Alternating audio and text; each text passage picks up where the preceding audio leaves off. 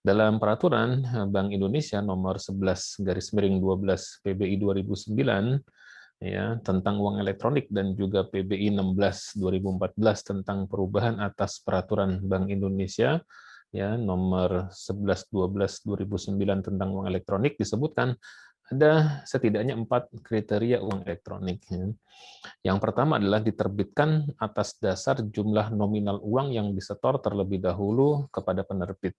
Jadi kalau kita sebagai yang memanfaatkan uang elektronik, kita men-top up saldo ya 500.000, maka saldo yang di-top up oleh kita itulah yang lantas muncul menjadi saldo kita secara digital, secara elektronik di kartu kita ya atau di sistem kita, di aplikasi kita.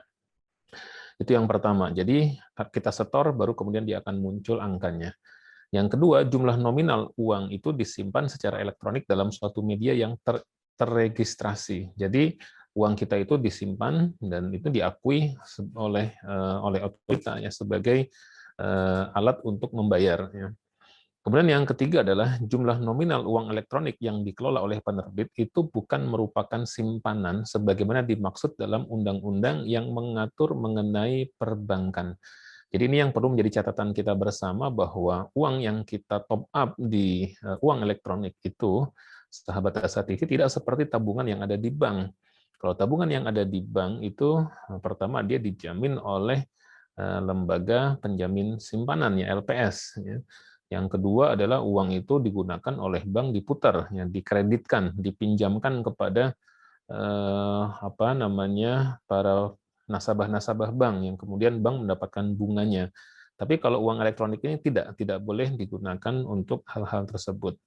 Kemudian yang keempat adalah digunakan sebagai alat pembayaran kepada pedagang yang bukan merupakan penerbit uang elektronik tersebut. Ini semakin memperjelas poin C, bahwa dana yang kita top up itu tidak digunakan oleh bank untuk membiayai kredit-kreditnya bank, tetapi hanya digunakan oleh bank untuk membayar ya di merchant-merchant yang kita menggunakan dana tersebut ya. Misalnya kita menggunakan jalan tol, kalau yang menggunakan chip base yaitu seperti kartu e-tol ya dengan segala macam bentuk dan variannya.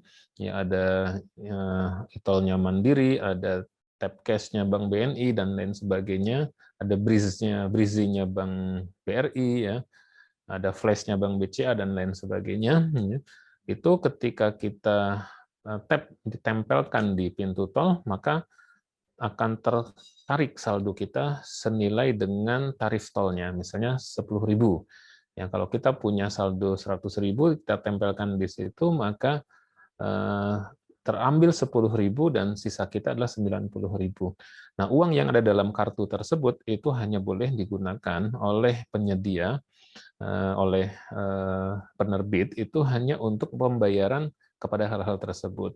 Termasuk juga kartu itu bisa kita gunakan untuk belanja. Anytime misalnya kita belanja ke minimarket atau ke pasar swalayan, ya, nah, ternyata kita ketinggalan uang cash kita atau tidak ada kembaliannya, ya.